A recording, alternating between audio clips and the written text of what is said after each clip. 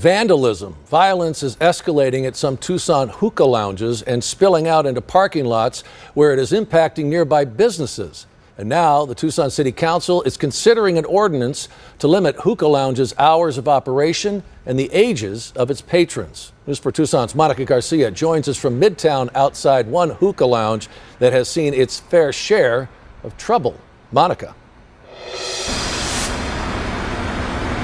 Well, Sean, we're out here at Speedway in Swan. It was just over a month ago that 4 people were shot after a fight broke out in the parking lot behind me at the Arizona Hookah and Dance. It's closed right now, but we're told so far no arrests have been made.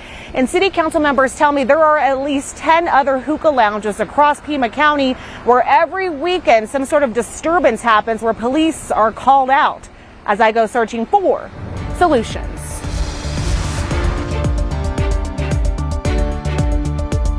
Tucson nightlife may end with last call, but for those who don't want to go home, late night hookah lounges that don't close until 4 a.m. keep the party going. It's anarchy on the weekends. Kids that are a lot younger, they're more or less can't get in the clubs or they're done with the clubs. It's one of the two. And there's at least 10 hookah lounges across Tucson that have become a hotbed for criminal activity, as seen in these surveillance videos taken from nearby businesses, where employees say they are fed up with the chaos. The throw up, the bottles, the fights. This is just the back. These are all bullet holes. Yes, ma'am. And these are all from separate instances, probably over the last year or two. Searching for a solution is council member Karen Ulick spearheading an effort to stop the violence. Relative to other types of businesses, whether it's 24/7 smoke shops or bars and liquor stores,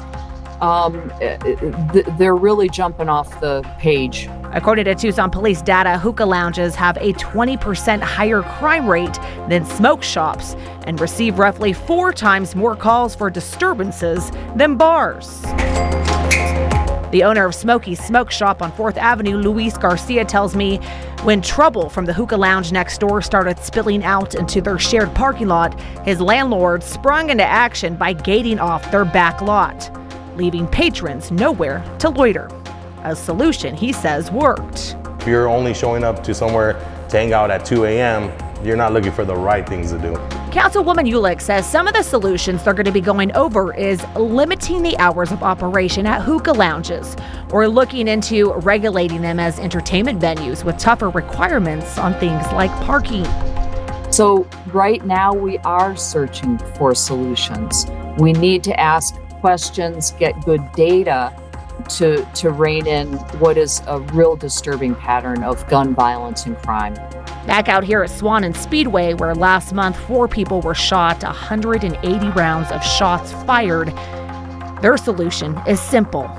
Working on the defensive doesn't work for us here. That's putting us in the line of fire. If we were a little more progressive about it, it would go places. So I'm ready for this to be shut down. I'm not looking for a easy band-aid to temporary. If there's deaths, then there's no need.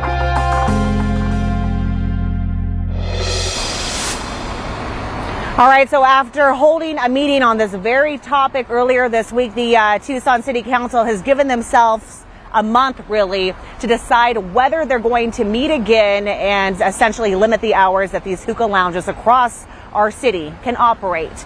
In Midtown, I'm Monica Garcia. Back to you. Thank you, Monica.